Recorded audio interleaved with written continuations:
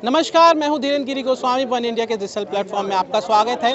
मैं इस वक्त भिलाई के हुडको क्षेत्र में हूं और यहां पर जो रिसाली क्षेत्र है, यहां विधायक जो है देवेंद्र यादव, इनके बारे में मैं आपको बताऊं कि ये महापौर रह चुके हैं, एनएसयूआई के प्रदेश अध्यक्ष रह चुके हैं, कांग्रेस के प्रवक्ता हैं और इस क्षेत्र में कहा जाता है कि युवा होने के कारण इनकी अच्छी खासी पैठ है। हमने इन्हें पकड़ा चुनाव प्रचार के दौरान।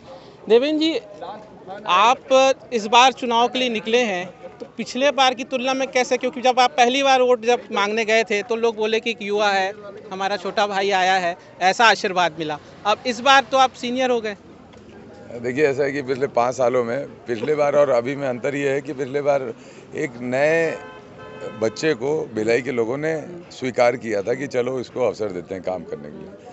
अब वो जो 5 साल के हमारे रिश्ते हैं, अब ये हो गया है कि पूरा भिलाई हमारा घर बन गया है। हमने लगातार, ऐसा है कि लोग चुनावों के समय निकलते हैं, मुझे लगता है कि मैं भिलाई की लगभग हर सड़क पर, हर सड़क कहना मतलब 80% 90% सड़कों पर पिछले 5 साल में 10 बार 15 बार जा चुका हूं और सब लोगों से मेरे व्यक्तिगत रिश्ते हैं, आम लोगों से व्यक्तिगत रिश्ते हैं। तो भिलाई का वातावरण थोड़ा अलग है।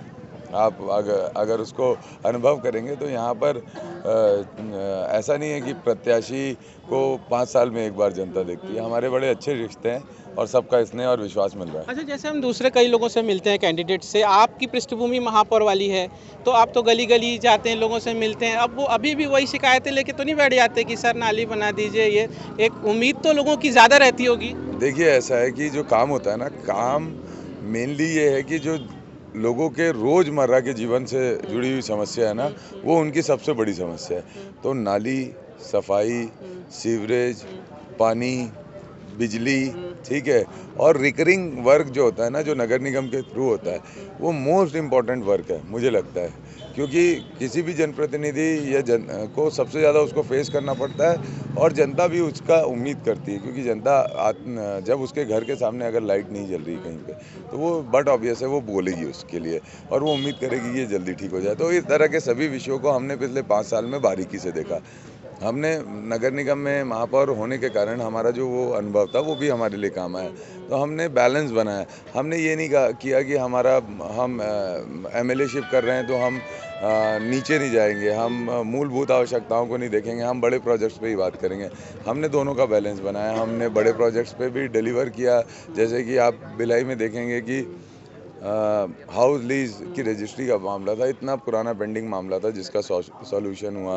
वैसे ही आत्मानंद स्कूल खुले, ग्राउंड्स बने, तो उसी के साथ साथ छोटी छोटी नाली निर्माण हो या वहाँ पर सफाई से जुड़ी हुई बात हो, बैडमिंटन कोर्ट्स हो, ये सारी चीज़ों को भी किया। अभी जा रहे हैं तो क्या मुद्दों को लेके? जैसे आपका घोषणा पत्र भी अब जारी हो गया है, वो उसको सामने रख रहे हैं कि अपने क्षेत्र के मुद्दों को सामने रख रहे हैं? देखिए, जो हमारा घोषणा पत्र है बहुत अच्छा घोषणा पत्र है और कांग्रेस के घोषणा पत्र में ये है कि आम जनता को कॉन्फिडेंस रहता है कि कांग्रेस पार्टी बोल रही है, भूपेश बघेल जी बोल रहे हैं तो ऐसा होगा। बीजेपी के घोषणा पत्र की देखेंगे कि लगभग कांग्रेस के घोषणा पत्र को उन्होंने उतार दिया, लेकिन ऐसी ऊर्जा नहीं उठी उसमें से जैसे मोदी की गारंटी दे रहे हैं वो तो। देखिए, गारंटी तो कांग्रेस पार्टी ने की शब्द, जो गारंटी शब्द है ना, ये राहुल जी से आया है, ठीक है। तो मैं बहुत ज़्यादा इस पे नहीं जाना चाहूँगा, मैं तो अपने क्षेत्र की बात करूँगा।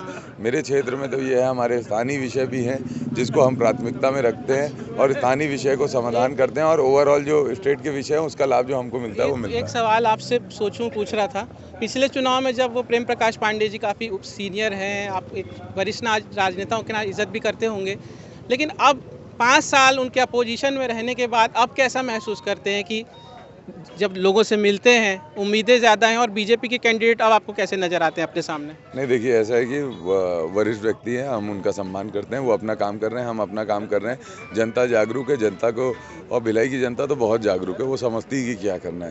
तो भिलाई की जनता अपने हिसाब से बेहतर निर्णय लेगी और मैं जो देख पाता हूँ, जो मेरा ऑब्जर्वेशन है, वो मुझे लगता है कि इस बार पहली बार भिलाई में ऐसा वातावरण है। भिलाई में हर चौथे साल में जनता बदलने निकलती है कि इस बार बदलना है, लेकिन इस बार जनता बनाने निकली है कि इसको बनाना है।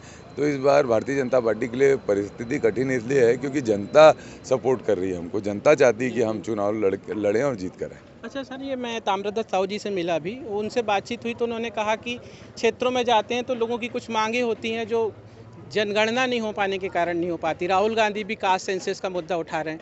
आप देख रहे हैं छत्तीसगढ़ में इसका कुछ असर है? देखिए, ऐसा है कि ये तो बड़ा विषय है, मैं बहुत ज़्यादा इस पे डिटेल पे नहीं जाऊंगा, लेकिन ठीक है, अगर ऑर्गेनाइज वे में सभी चीज़ों को अगर हम डेटा पे लेके आ जाते हैं तो वो कोई दिक्कत नहीं है। पॉलिसीज़ और वर्किंग बनाने में मदद मिलती है। बहुत बहुत शुक्रिया।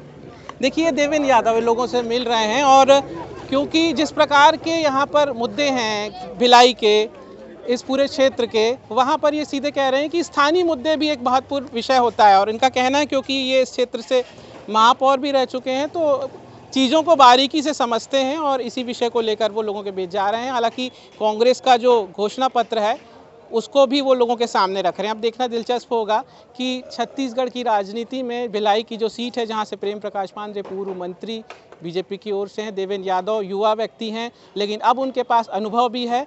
तो देखना दिलचस्प होगा कि आने वाले चुनाव में जनता किसे चुनती है।